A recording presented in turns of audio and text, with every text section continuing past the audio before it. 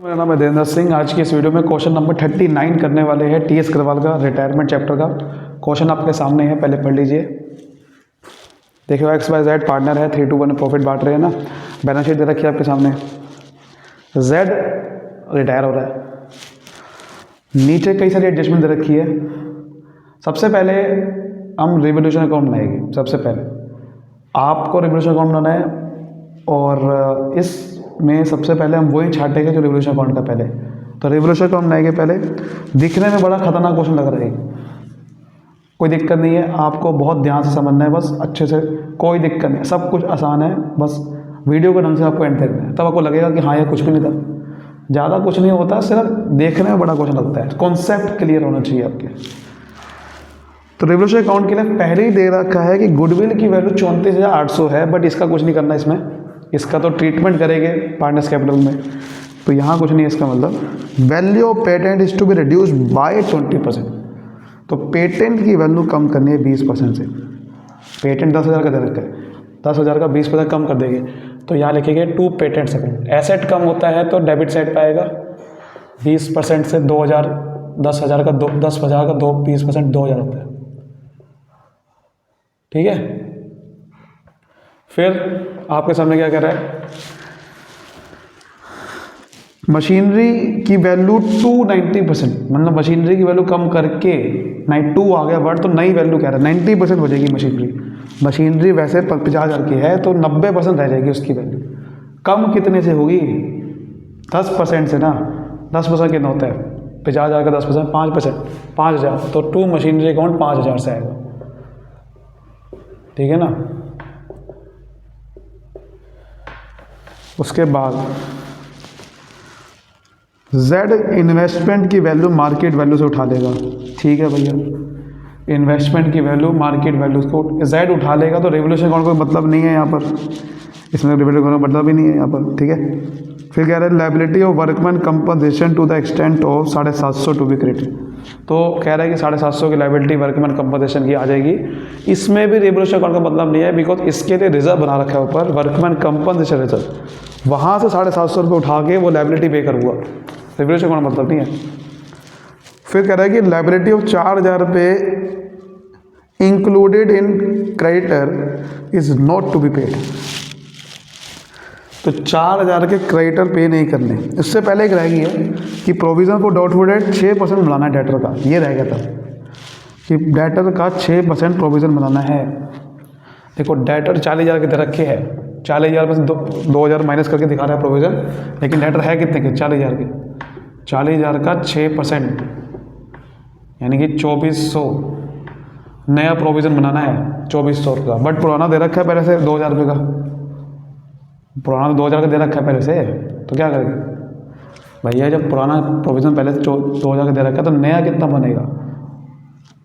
2,000 पहले से था, 400 रुपये बढ़ गया ना प्रोविज़न। जो जितना बढ़ गया वही तो लिखूंगा यहाँ से। लायबिलिटी बढ़ते तो यहीं पे आएगा, to provision for doubtful debt account 400 से, ठीक है। समझ आ रही है? तो ये चीज़ होगी। उसके बाद देखो ध्यान से, उसके बाद कह रहा था कि क्रेडिटर में 4,000 रुपये ऐसी लायबिलिटी है जो कि पे नहीं करनी, 6 ट्रांजेक्शन में कह रहा था। तो यहाँ पर अगर क्रेडिटर पे नहीं करने तो क्रेडिट साइड पे लिखूंगा, बिकॉज अगर लायबिलिटी कम होती है तो फ़ायदा है। तो बाय क्रेडिटर अकाउंट 4,000 से, ठीक है। 4,000 की लायबिलिटी पे ही नहीं करनी है भाई साहब, तो यहाँ लिख दिया, ठीक है सर। उसके बाद क्या करेंगे सर? उसके बाद एक चीज़ आपको ध्यान से बननी है। देखो क्या लिखा हुआ था, इन्वेस्टमेंट की वैल्यू ऊपर बैलेंस शीट में 15,000 रुपये दे रखी थी, लेकिन मार्केट वैल्यू 17,600 है। तो भाई साहब इन्वेस्टमेंट की वैल्यू बढ़ी है ना, जितनी इन्वेस्टमेंट की वैल्यू बढ़ी है, क्या वो रिवोल्यूशन अकाउंट में लिखूंगा? नहीं लिखूंगा, लिखूंगा ना भैया। जितनी से बढ़ी है इन्वेस्टमेंट की वैल्यू, वो तो बाद में इन्वेस्टमेंट Z उठा के ले गया, लेकिन जितने से बढ़ी है उतना तो भैया प्रॉफिट पहले सब में बांटूंगा, तब जाके इन्वेस्टमेंट उठा के ले जाएगा वो। पहले प्रॉफिट जो इन्वेस्टमेंट का हुआ बढ़ के, वो तो पहले रेवोल्यूशन अकाउंट में जरूर लिखा हुआ। तो जब बढ़ता है इन्वेस्टमेंट, एसेट बढ़ता है तो क्रेडिट साइड पर आता है बाय इन्वेस्टमेंट्स अकाउंट। वो तो बाद में उठा के ले गए ना, पहले प्रॉफिट का तो हिसाब किताब करना है, जितनी से वैल्यू बढ़ी उसका तो हिसाब किताब पहले करना पड़ेगा। अब यहाँ पर टोटल करते हैं, डेबिट साइड बड़ी आ रही है तो भैया लॉस आएगा, 7,400 आ रहा है इसका, यहाँ पर भी 7,400 आएगा। तो 7,400 में से 6,600 गए, 800 रुपये का लॉस आ गया।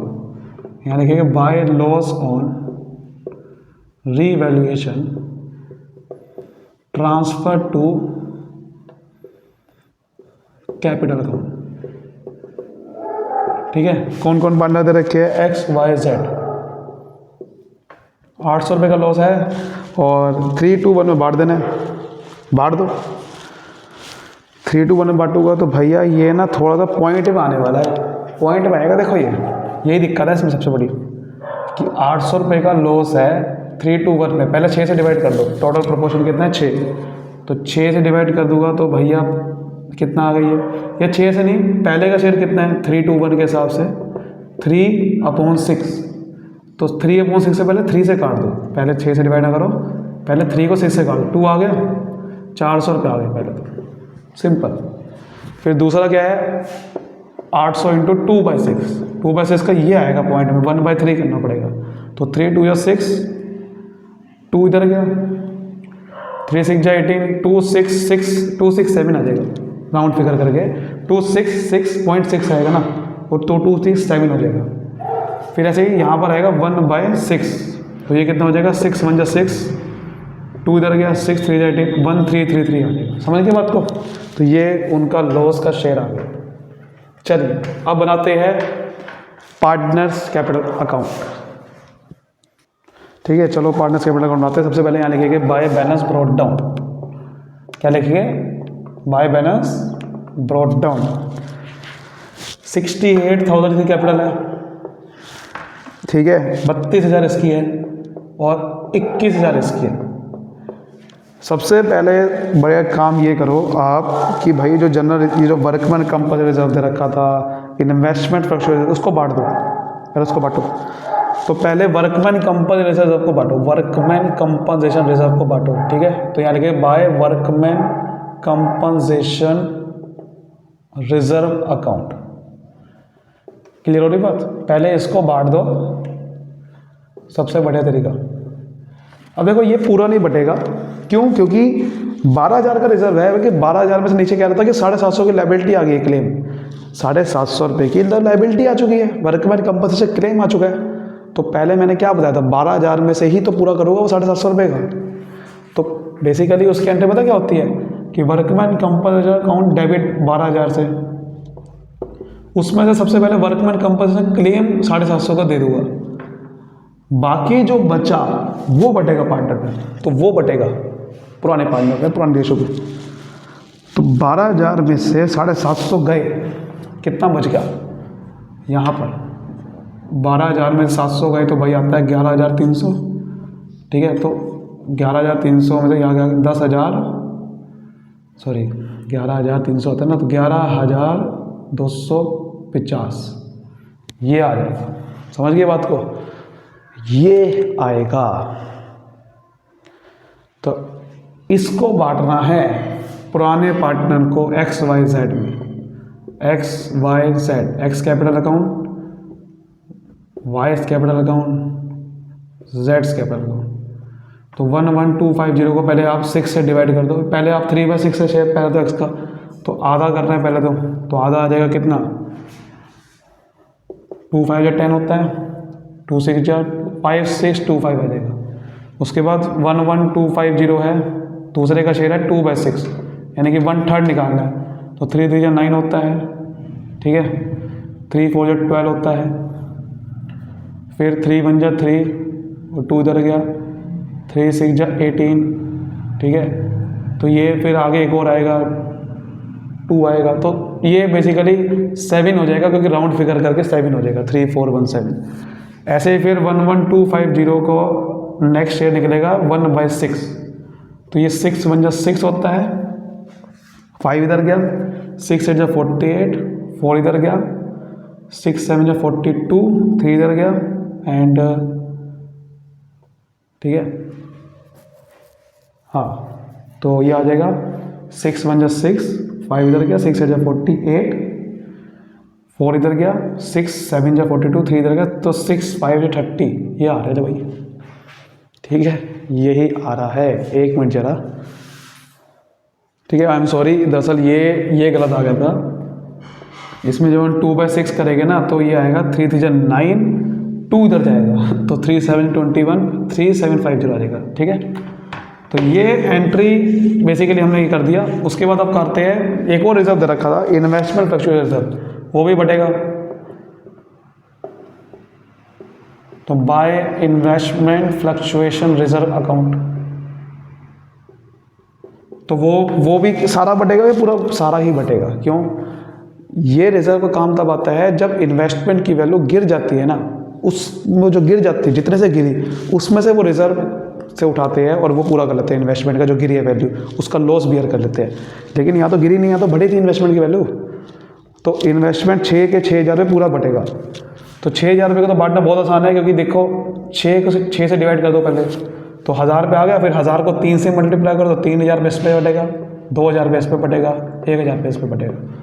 ठीक है, अब आ जाओ यहाँ पर। सबसे पहले अब क्या करो आप, अब रिवोल्यूशन अकाउंट का लॉस बांट दो। यहाँ पर लॉस यहाँ था, यहाँ पर तो टू रिवोल्यूशन अकाउंट लॉस कितने का हुआ था, वो मैंने आपको 800 रुपये का हुआ था, फिर हमने निकाला था, उसका शेयर निकाला था ना। पहले का आया था 400, दूसरे का कितना आया था याद करो, 2 पैसे करा था, 2 पैसे मतलब 1/3 करा था, तो कितना आया था, यह आया था आपके सामने 267 आया था। फिर हमने 1/3 किया था, 1/6 किया था, तो वो कितना आया था, 6 1 6 था, तो 133 आ गया था। ठीक है, 6 1 6 आया था, फिर 6 3 18, ये सब आया था।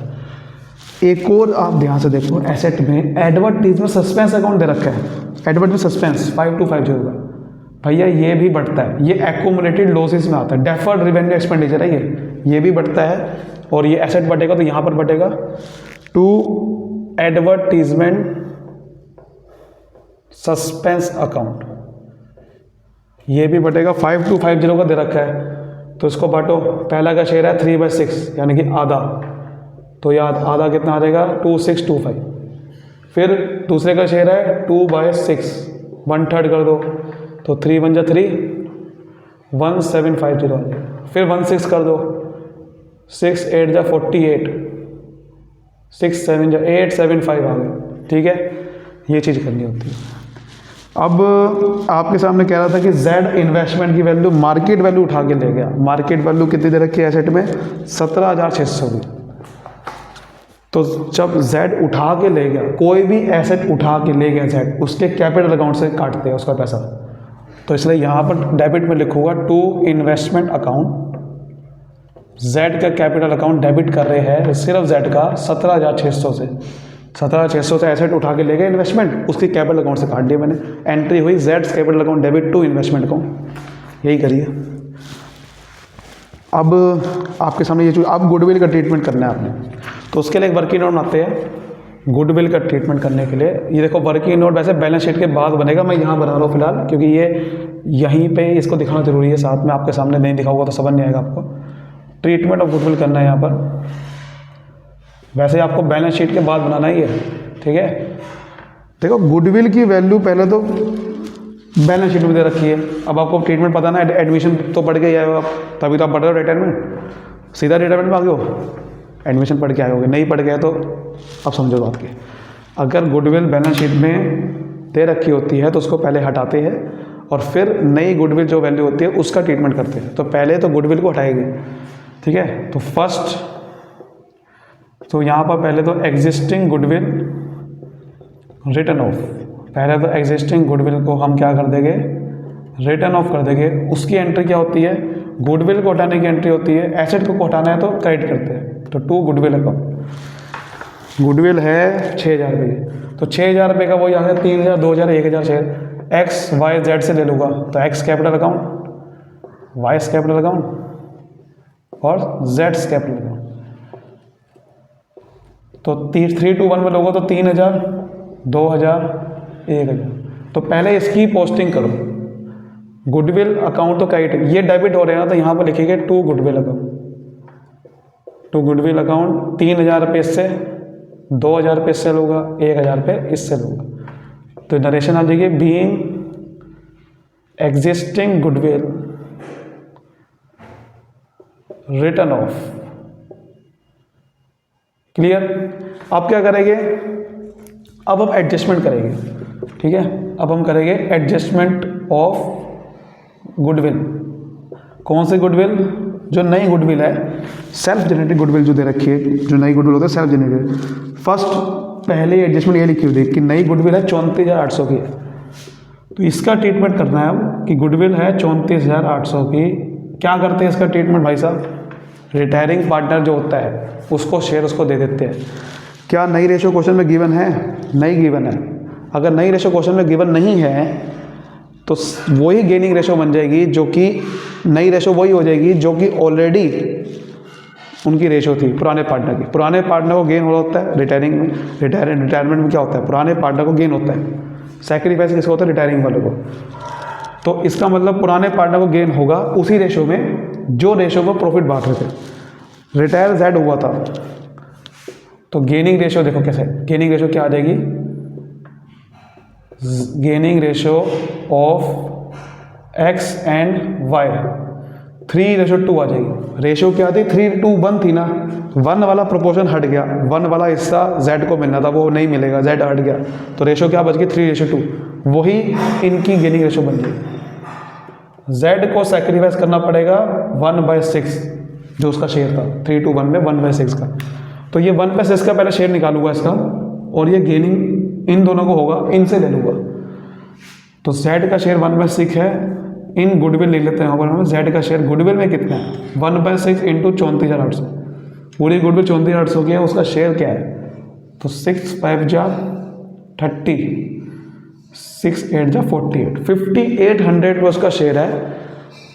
वो एक्स और वाई को गेन होगा 3:2 में, उनसे वो ले लूँगा और जेड को दे दूंगा।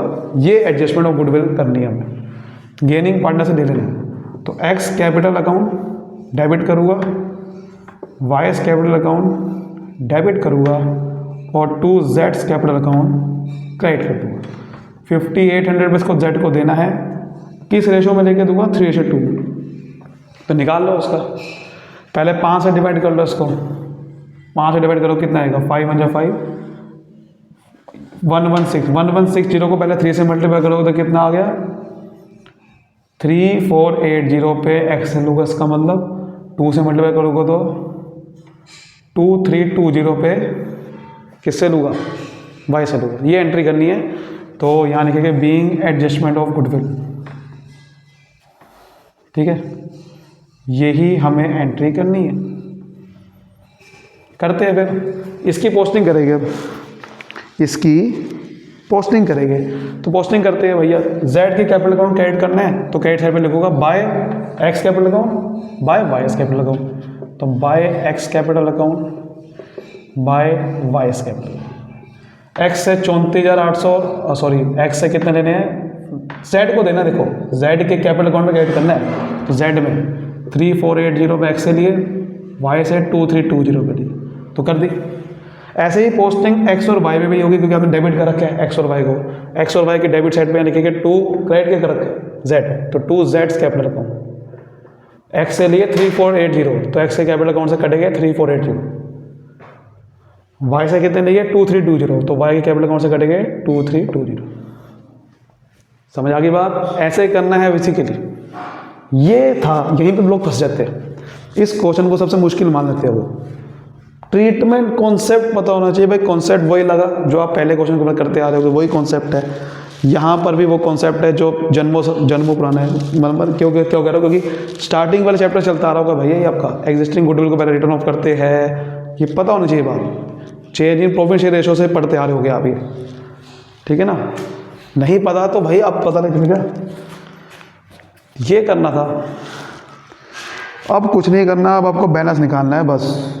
अब आपको बैलेंस निकालना है, और लास्ट में कह रहा है कि जेड का जो बैलेंस होगा उसमें से 5,067 रुपये तो अभी पे कर देना, बाकी का बैलेंस उसको 1 साल के बाद पे करेंगे, 1 साल के बाद, और उसके बाद and the balance bye a draft for 3 months.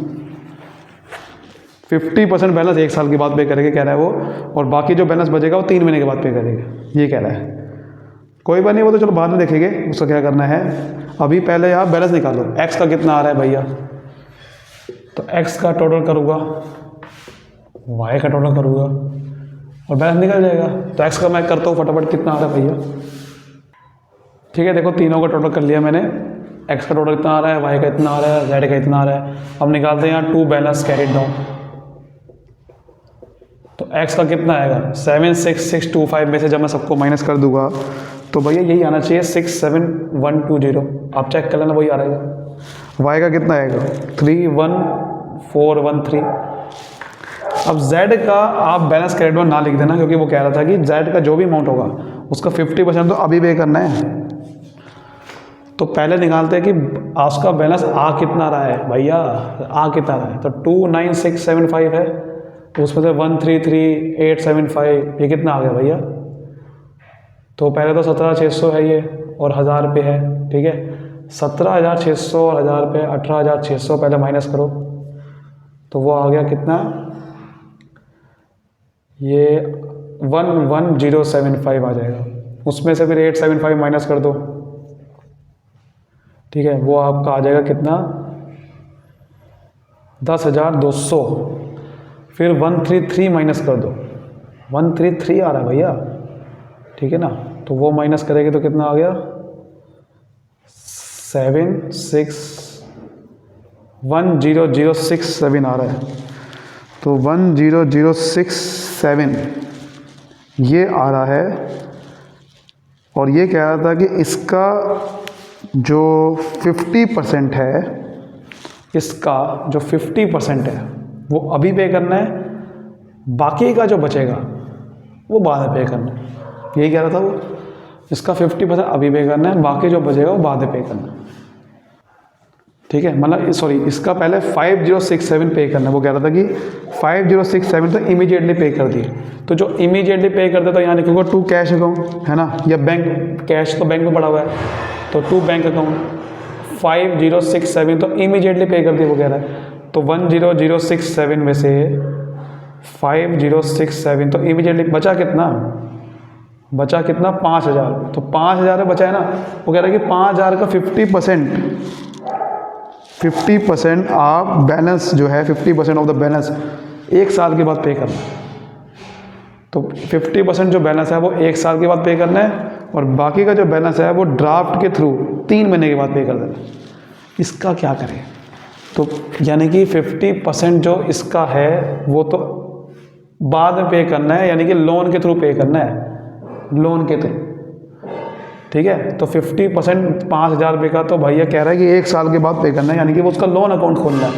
अगर 1 साल के बाद पे करना है तो लोन अकाउंट खोलना पड़ेगा, समझ रहे बात को। और बाकी 50% का बच गया वो 3 महीने के बाद पे करना है ड्राफ्ट के थ्रू, समझ गए। तो ये चीज़ बनाना है फिर उसमें, ठीक है। तो 50% तो इसका 1 साल के बाद पे करना है, यानी कि लोन अकाउंट खोलेगा। थोड़ा मैं इसको नीचे लिख लेता हूँ। वो कह रहा था कि भैया इसका 5,000 का 50% तो भैया 1 साल के बाद पे करना है, तो लोन में जाएगा, तो जेड्स लोन अकाउंट खोल देगा 2500 से। 5,000 का 50% 2500 होता है, बाकी का कहाँ गया भैया 2500, चलो कम कर दिया, बाकी 2500 कहाँ गया। वो कह रहा है कि बाकी का जो बैलेंस है वो ड्राफ्ट के थ्रू 3 महीने के बाद पे कर देंगे। तो अगर कोई 3 महीने के बाद पे करना है तो ये एक तरह का बिल है, बिल बना दिया मैंने उसके लिए, ड्राफ्ट यानी कि बिल्स पेबल। ये बिल्स पेबल, एक होता है बिल रिसीवेबल कि किसी से पैसा मिलेगा 2-3 महीनों के बाद, तो आपने बिल रिसीवेबल बना दिया। लेकिन यहाँ तो देना है, तो जब देना है 3 महीने के बाद, तो मैंने एक क्या कहते हैं कि ड्राफ्ट के थ्रू दे दूंगा, यानी कि बिल्स पेबल बना रहा हूँ, एक बिल में आपके साइन करवा रहा हूँ, ठीक है। वो बिल दिखाऊंगा, वो आपको बिल्स पेबल है, आप वो मेरे से वो बिल पेबल लाना और मेरे से पैसे ले जाना 3 महीने के बाद। तो बिल्स पेबल बना दिया मैंने, तो यहाँ पर लिखूँगा 2 बिल्स पेबल अकाउंट, एक बिल बना लिया मैंने 3 महीने का, ड्राफ्ट एक तरह का कह सकते हो, मतलब बिल्स पेबल बना लिया मैंने और उसने मेरे से साइन करवा दिया। अब 3 महीने के बाद वो बिल लेके आएगा और मेरे से 3 महीने के बाद वो पैसे ले जाएगा 2500 रुपये। तो ये मैंने कह दिया कि मैंने कहा भाई 5067 रुपये आज ही पकड़ो, बाकी का आपको 1 साल के बाद पे कर दूंगा 2500, और 2500 3 महीने के बाद पे कर दूंगा। जो 3 महीने के बाद पे करूँगा वो बिल बना दिया मैंने उसका, उसे बोलते हैं बिल्स पेबल। ठीक है, तो ये आपका पार्टनर्स कैपिटल अकाउंट था, ज़बरदस्त था ना। अब बनाते हैं इसकी बैलेंस शीट बनाते हैं इसकी। उससे पहले अगर आप कहते हो कि भाई जनरल एंट्री कैसे करते हैं, बड़ी इजी होती है। डेबिट साइड जो डेबिट का रखा है आपने, तो वो सारे कैपिटल अकाउंट डेबिट होते हैं।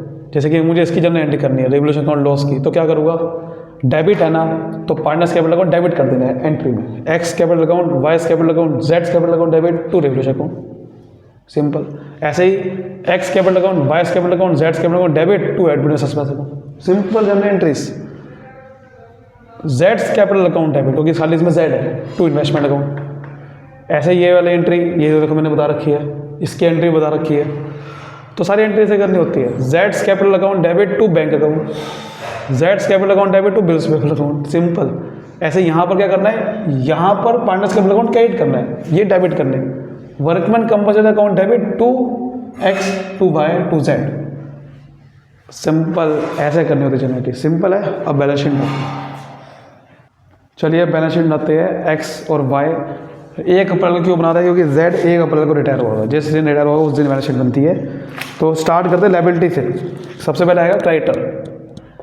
आपको याद है रेवोल्यूशन अकाउंट में हमने क्रेडिटर लिखा था, क्रेडिटर घट गया था 4000 के, क्रेडिटर पैसा नहीं देंगे लिखा था ना, तो 4000 से कम कर दो। 21,000 में से 4000 कम कर देंगे तो 17,000 के क्रेडिटर बच जाएगी, यानी कि 4000 के क्रेडिटर आपने जो लिखे थे वो कम हो गए थे।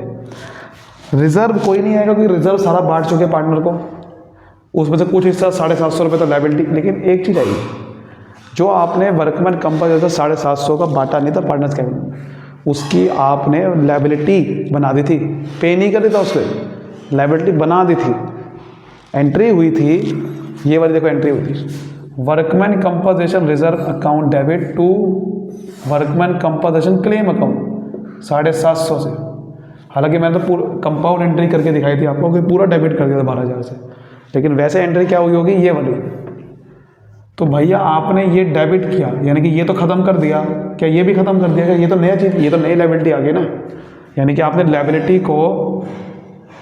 को पूरा कर दिया इससे। कहने के बाद लायबिलिटी पे नहीं करी क्लेम की लायबिलिटी, लेकिन आपने रिटर्न ऑफ कर दी इसके साथ। लेकिन ये लायबिलिटी अभी नई आ चुकी है, अभी पे करनी है इसे। लायबिलिटी आई लेकिन उसके कैपिटल अकाउंट से कुछ नहीं हुआ, पार्टनर्स कैपिटल अकाउंट में फ़र्क नहीं पड़ा रिजर्व से, क्योंकि हमने वो लायबिलिटी सेट ऑफ कर दी। बट वो लायबिलिटी अभी भी पे करनी है, तो वो लायबिलिटी पे करनी है, तो भैया लायबिलिटी में लिखूंगा ना फिर workman compensation claim account. Workman compensation claim एक लायबिलिटी है। आपने 750 का रिजर्व तो ख़त्म कर दिया, लेकिन उसकी जगह पे लायबिलिटी आ चुकी है, तो नाम बदल के बस लायबिलिटी का नाम आ गया, रिजर्व का नाम बदल के क्लेम का नाम आ गया। समझ गए, ये चीज़ बहुत गलत करते लोग कई बार।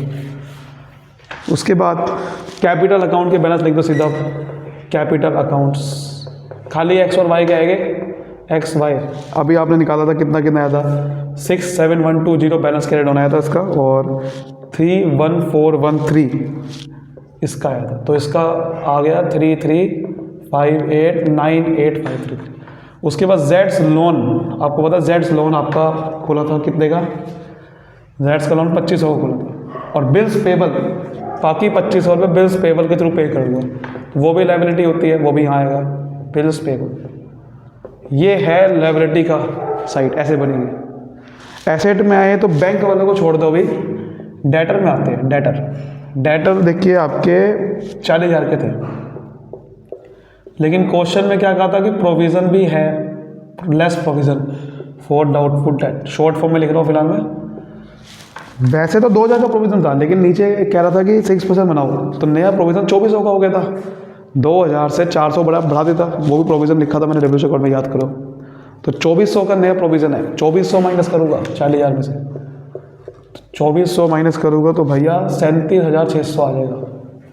ठीक है, स्टॉक की बात करते हैं। स्टॉक का क्या फ़र्क पड़ता है, स्टॉक का कोई फ़र्क नहीं पड़ता, स्टॉक का कुछ भी नहीं हुआ था, तो स्टॉक वैसे का वैसे 30,000 पे लिखूँगा। ठीक है, इन्वेस्टमेंट कुछ नहीं लिखनी, क्योंकि इन्वेस्टमेंट उठा के लेके जेड, कुछ नहीं करना इन्वेस्टमेंट का, इन्वेस्टमेंट उठा के लेके जेड। और जितने से इन्वेस्टमेंट बड़ी थी वो मैंने रिवर्स अकाउंट में भेज दिया था, तो कुछ नहीं करना इसका। पेटेंट लिखा हुआ है, पेटेंट का कुछ करना है। पेटेंट की वैल्यू 20% से कम हो गई थी, रिवर्स अकाउंट में लिखा था 2000 से कम लिख दी थी, तो 10,000 से 2000 कम होगी तो 8000 पे रहेगी। मशीनरी की वैल्यू लिखी हुई थी कि भाई 90% रहेगी, तो सीधा 90% निकाल देते हैं, 50 जाकर 90% 45,000 रहेगी इसका मतलब। गुडविल को हटा दिया था, एडवर्टाइज सस्पेंस अकाउंट को मैंने बांट दिया था, ये ठीक है। अब कैश एट बैंक, ये आप इसका भी वर्किंग नोट एक बना दीजिए, ये नहीं भी बनाओगे चलेगा, क्योंकि इसमें कोई बहुत सारा कैश तो है नहीं, ब्रैकेट में भी लिख सकते हो। तब भी अगर मैं लिखूँ वर्किंग नोट तीसरा, पहला किसका बना था, पहला किसका बना था, पहला बना था इसका, ये जो आपका गुडविल का बना था, ठीक है, ट्रीटमेंट ऑफ गुडविल का ही मेन इसी का था, तो ये पहला उसका बना था, ठीक है। और उसके बाद हमने मेन इसी का बनाया था, मैंने गुडविल का ही बनाया था, ठीक है। अब इसका बनाते हैं सीधा, ये जो आपका है, ठीक है, इसका कैसे बनेगा, ये मेन इसका बनाते हैं। तो देखो ध्यान से, मेरी बात ध्यान से बनना, इसका कैसे बनेगा। और हाँ, पहला तो मैंने बनाया था आपका कि ये जो गुडविल का, फिर एडजस्टमेंट ऑफ गुडविल का बनाया था, ठीक है। तीसरा बना लेते हैं फिर calculation of balance in cash at bank, simple सा बना लेते हैं भैया। देखो इसका ओपनिंग बैलेंस कितना है, ठीक है, प्लस कर दो कितना कितना कैश आया, पे किया, जो भी किया। देखो कैश आया कुछ नहीं, गया ही है, जेड को जो पेमेंट करी थी उससे कैश कम हुआ, बाकी कैश का कोई मतलब ही नहीं था कहीं पे भी, तो माइनस कर दो पेमेंट टू जेड, जो जेड को पेमेंट करी थी। वैसे कैश कितना था 5750 का, माइनस कर दो पेमेंट कितनी करी 5067 की करी थी, तो बचा कितना, बचा है आपके सामने 8683। कितना बचा 683 का, तो 683 आप लिख दो यहाँ पर, निकालो टोटल आप कितना आएगा, यहाँ लिख दो वर्किंग नंबर 3 से निकाले, ठीक है। इसका टोटल करोगे तो भाई साहब कितना आ रहा है, देखो 98, ये 5000 प्लस करोगे तो 1,13,000 ये आ गया, और ये आ जाएगा 17,000, इसको प्लस करो 17,750 को प्लस करोगे तो क्या आ गया,